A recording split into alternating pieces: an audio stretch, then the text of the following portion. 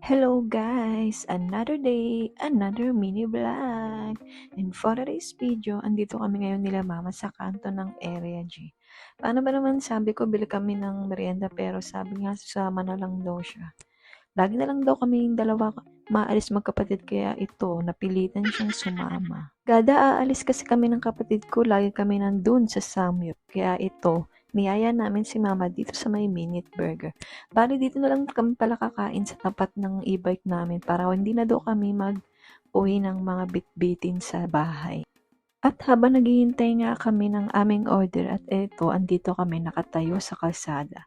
Sabi nga ng babae kung take out or dine in, sinabi namin take out pero dito kami kumain. Chinese.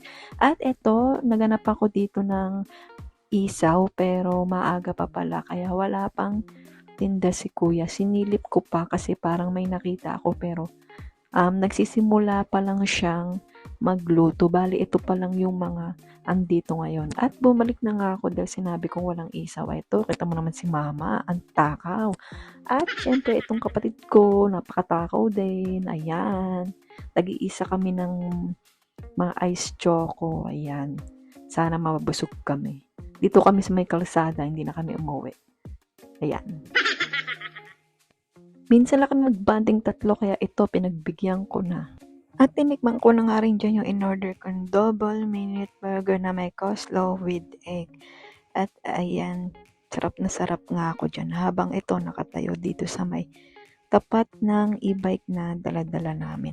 Kanya-kanya na nga kami dyang kain at wala nang pansin. At ayan, nakita nyo naman ando si mama. Hindi ko alam kung ano yung tinitignan niya dun. Charis!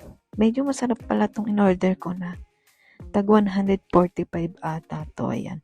Medyo nagpapakyut pa ako sa camera. Pagbigyan nyo na. At ayan, tumis pa. At maya-maya nga lang at may dumaan dito si tatay. Ayan yung nasa likod ko. At inaalok si mama nung dala niyang paninda. Ayan, tinignan ni mama at sinabi niya na nakabili na kami. Pero talagang pag nakakita ko ng ganito na matanda na nakikita ko nagtatrabaho ng ayos o kaya matanda na naghahanap buhay pa, ayan, binilang ko si tatay na kahit 6 na piraso. Yung tinda niya nga pala yung parang bochi, ayan. At humugot na ako dyan ng pera para ipambayad kay tatay. Bali 6 na bochi ang in-order ko at 40 pesos. Ayan. At dahil walang pang papalit si tatay, ayan, inutusan ko muna si mama na magpapalit ng barya para hindi na mahirapan si tatay sa pagpapapalit.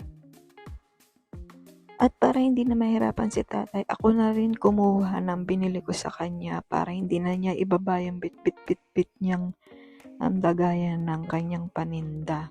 Kaya sabi ko, tay, ako na lang ang kukuha.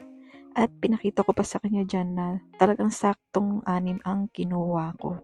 Baka kasi sabihin niya, dinagdagan ko. Charis.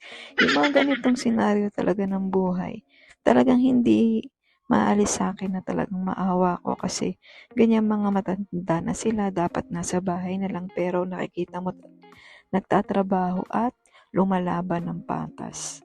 Ayan, kaya salute ako sa iyo, tatay, dahil kahit matanda ka na hindi ka pa rin tumitigil sa pagbibenta ng makakain para makasurvive kayo ng pamilya o ng mga anak mo.